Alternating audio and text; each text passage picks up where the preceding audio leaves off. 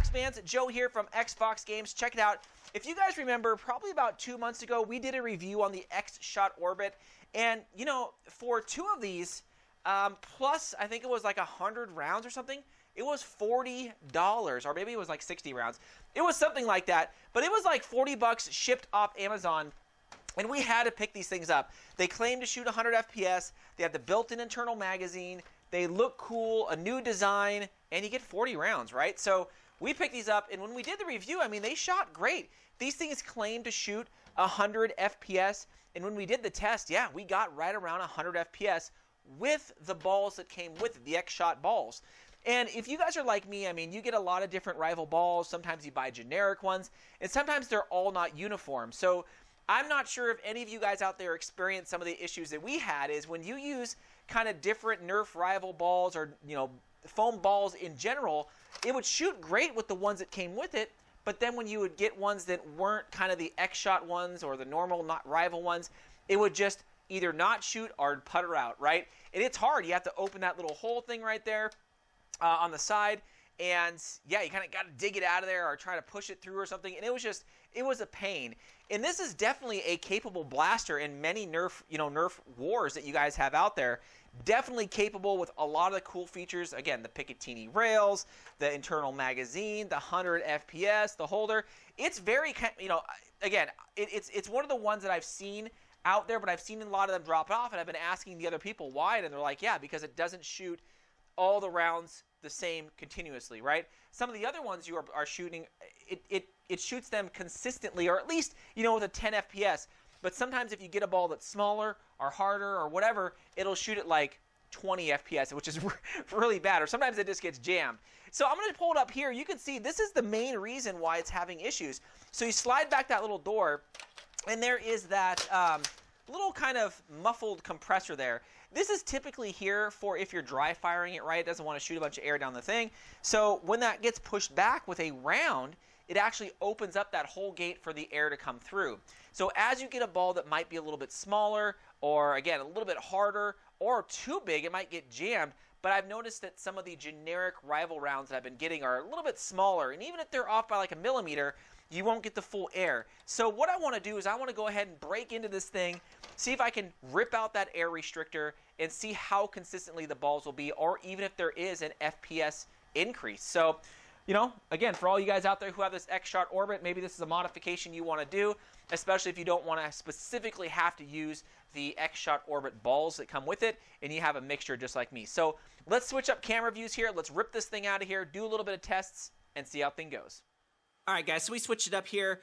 Now, again, taking this blaster apart, there's a lot of screws, right? You got the ones down here, which is at least 4, and then, of course, you got almost about 20 all the way around. So we're going to speed this up. I recommend, for me, I like using this. It's just like a little skill, you know, automatic back and forth. Whoa, that doesn't have too much torque, but it definitely saves a lot of time. So I'm going to go around here and try and take a lot of these off so we can get this thing going. So here we go.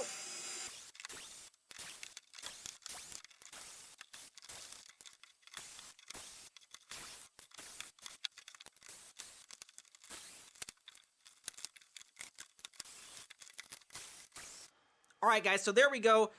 Some of these, geez, like these two up here, I was like, what is holding it on? You know, that wasn't there. It kind of clips out of the place, but you can see this is whole, just one piece here. So make sure you get all of the blaster things there. Man, that was a lot of different screws. And kind of looking at the mechanism here, yeah, just make sure you take a quick, you know, a quick idea of what everything is like here, what it looks like. Whoa, this popped out. Of course, this is going to be the slide mechanism back there, but we'll put that in here a little bit later. This thing popped out. But our main focus is going to be on the plunger tube right here. And this is a huge spring. Just kind of looking at this. Yep, it's popped right out. Look at that. Woo! That is a massive spring. You see that thing? I'll see if I have any spring upgrades for this, but this looks actually to be a little bit loose, so we might upgrade that. Yeah, it's kind of a loose fit in there. But this is the part that I'm talking about right here. So if the ball is not big enough, it'll sit like halfway on that and only open so much air to come through. And you can see as you push, all that air is able to come through. So I'm going to unscrew that, maybe I'm going to, yeah, I'm not going to remove the actual, the inner kind of fangs that come out because the ball might roll back in there. So let's go ahead and remove this and go from there.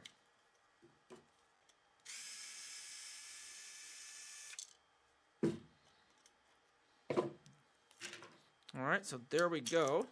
Yep, whoa. That thing just pops out, and that is what I want right there. So I don't want anything, if a ball is smaller, I don't mind if the air is going to get through. So I'm going to leave it just like that. So let's go ahead and throw these off to the side. All right, guys, so we're going to take this off here as I noticed that, again, it has a good seal, but you could see, look at that. You see how the gap, there we go. A little bit of a gap there. And when I put it inside the plunger too, I mean, it fits good, but I think there can be a bit better of a seal. So I can't seem to find my Teflon tape. So I'm gonna try not to damage that. So I'm gonna go ahead and put just one round of this.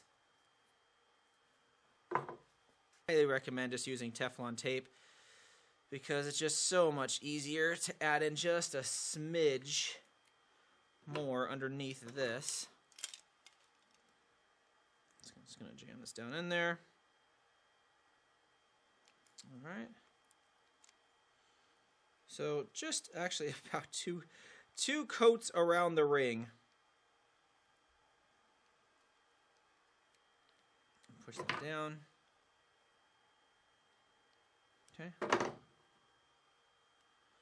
Throw back in the O-ring. Let's see. Oh yeah, definitely better. Definitely a lot better. I mean, okay, so now with that removed, a little bit of that modified, let's go ahead and throw everything back together, and let's do a little bit of test firing to see how this thing goes. So I'm going to save you the time of me throwing this thing back together and doing the screws. We'll flip back here once this is all put back together. All right, so everything back together, and I just want to talk about everything that we did to this, just so when I kind of show up, throw up the FPS, we can kind of see where it's at and how it's shooting, because I already shot it through the trusty old chrono here. So what we did was, again, we removed the air restrictor slash ball compress, whatever you want to call it. We removed it. It was very straightforward. Didn't have to cut anything. It was basically this little piece on top of the thing plus the other one. So, yep. I also tightened the seal on the inner bore, which was great. I also, while I was there, we can't see it in there, but there used to be, right, that piece of plastic in there. It used to be this right here. And that didn't do me any good. This was kind of foggy, so I just removed it, right? And I'm probably going to cut this off later on, so I removed that. And I did remove, of course, the safety, just because, yeah, I just wanted to remove it. Why not? And other than that, I mean, it should shoot the same. It should do everything just the same. It's just now you don't have the safety. It should shoot a little bit harder or about the same. And it should shoot any balls that we shot through it. So you guys can check it out over there or over there. Yes, it's shooting the same FPS, which I thought maybe we'd squeak out a little bit more. But here's the big thing, guys, is I shot balls that I knew would have trouble shooting out of here. I shot some of these kind of generic rival rounds out of here. I shot Xshot rounds out of here, and every single shot went out the barrel, shot at like 90 FPS. As before, some of them, if they were too small, again, would sit and they would get stuck, or they would shoot out at like 10 FPS. That was the main thing about this, is what I wanted to upgrade, was make every ball shoot out of this regardless. That way I don't always have to put the Xshot rounds in here, or, since, again, sometimes I buy the generic Nerf rival rounds, I don't have to, like, squeeze them or compare them. I could just dump a bunch in here, and they shoot. That was the main thing. So now this thing shoots really whatever ball that I stick in there. Anyways, hopefully any of you guys who've had this blaster, have run into the same thing, now know how easy it is to kind of remove the little air restrictor, put the thing back together, maybe remove a few things while you're at it, kind of seal it up. I don't know. I think that's awesome now that it can shoot anything, and I'm probably going to do it to the other blaster here once I'm done.